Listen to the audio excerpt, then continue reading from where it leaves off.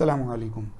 Welcome to the sixth lecture of chapter 6, bulk deformation processes. As usual, let us see what we will cover today. We will start with a quick review of the last lecture. We will continue with extrusion and we will continue with mechanics of extrusion. We will try to solve a good example.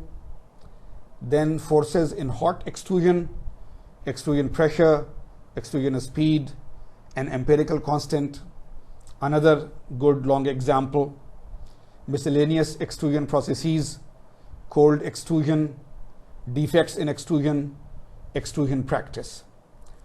If we can cover all of this, then we will hopefully finish the topic of extrusion as a manufacturing process. Let us see how much we can do.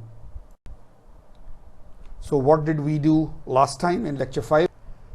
A general view of extrusion, a nice view of extrusion plant, actual extrusion as an analogy of squeezing toothpaste from a tube, a schematic diagram of the extrusion process, classification of the extrusion process into different types of extruded products, many other types of extruded products of different geometries and sizes, the extrusion plant and equipment, 4 basic types of extrusion, each one of them now in more detail: direct extrusion, indirect extrusion, more on indirect extrusion, hydrostatic extrusion, impact extrusion, more on impact extrusion, extrusion parameters like the extrusion ratio and the very important shape factor, extrusion die features such as the die angle and so on, metal flow in extrusion when lubrication is low, medium and high, the mechanics of extrusion, ideal force with no friction, ideal force with friction, graph between extrusion pressure and the ram travel, actual forces in extrusion, optimum die angle, and a reminder of the equations of material science in terms of flow stress in cold and hot conditions.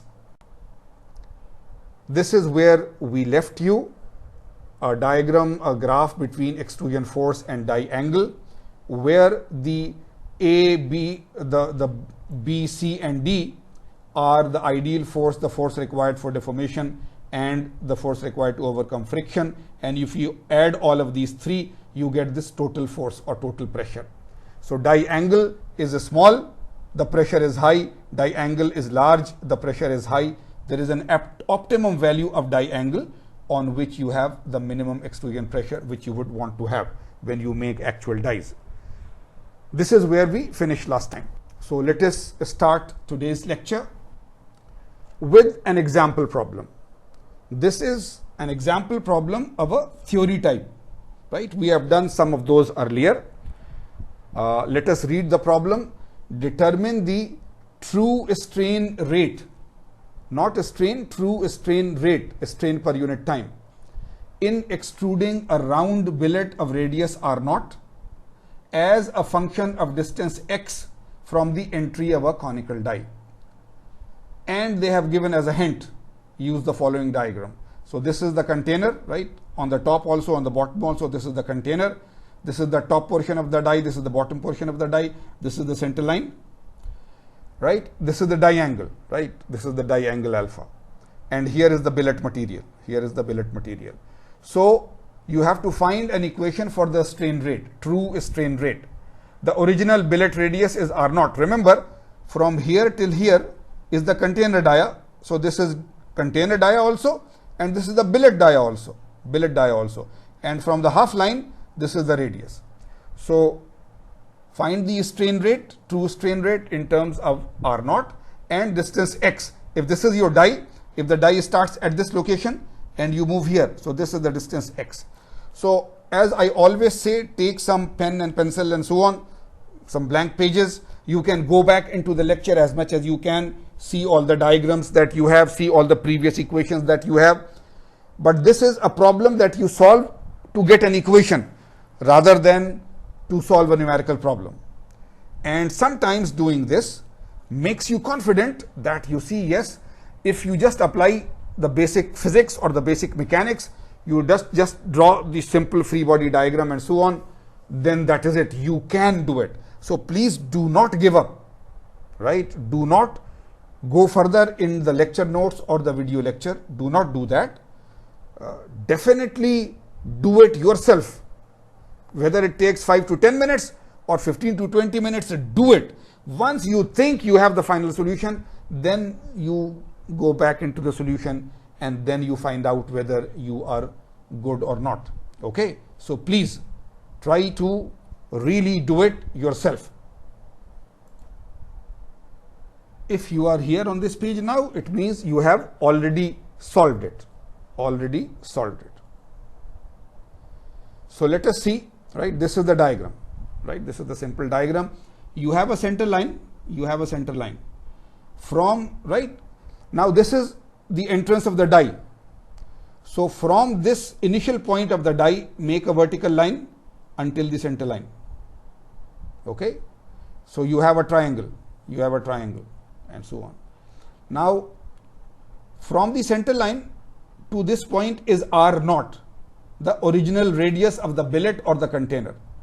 But suppose you have traveled some distance x, If this is the original line, you have traveled some distance x and you are at any position which is now R, right? This is not R0, it is R.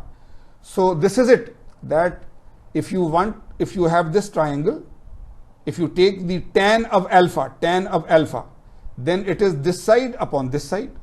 This side is simply x, and this side, if you are here at any point, this side is R0 minus R. R0 minus R. So this is very simple. This is nothing very complicated, but you just take any point where the radius is R and where the distance traveled is x.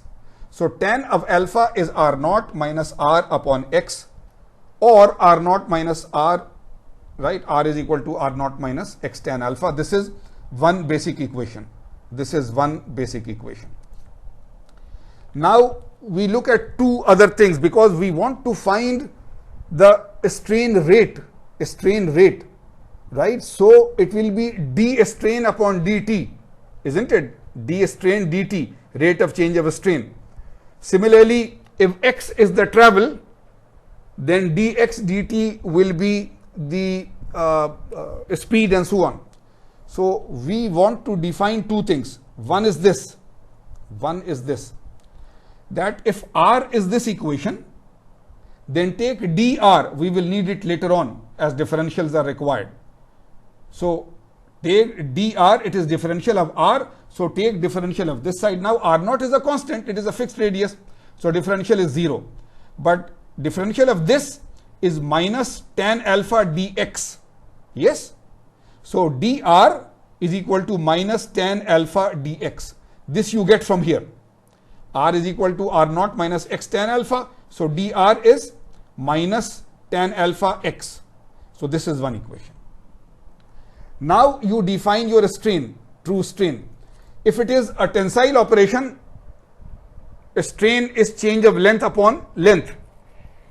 If it is in terms of cylindrical billet, then change of area upon area. Right?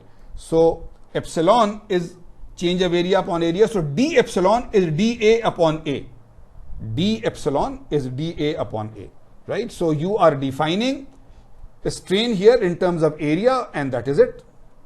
Now area is pi r squared, isn't it? Area is pi r squared. So dA, pi is pi, r squared becomes 2r dr, right? So dA is 2 pi r dr.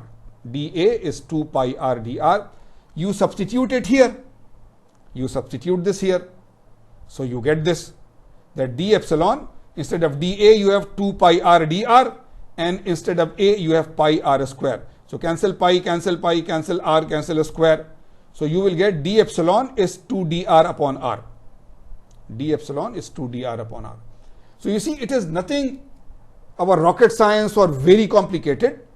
If you just take this diagram, draw a simple rectangle from it, then it follows. Okay. Now dr is this, we already know that. dr is this, already know that. So d epsilon, instead of dr, put minus tan alpha dx, right?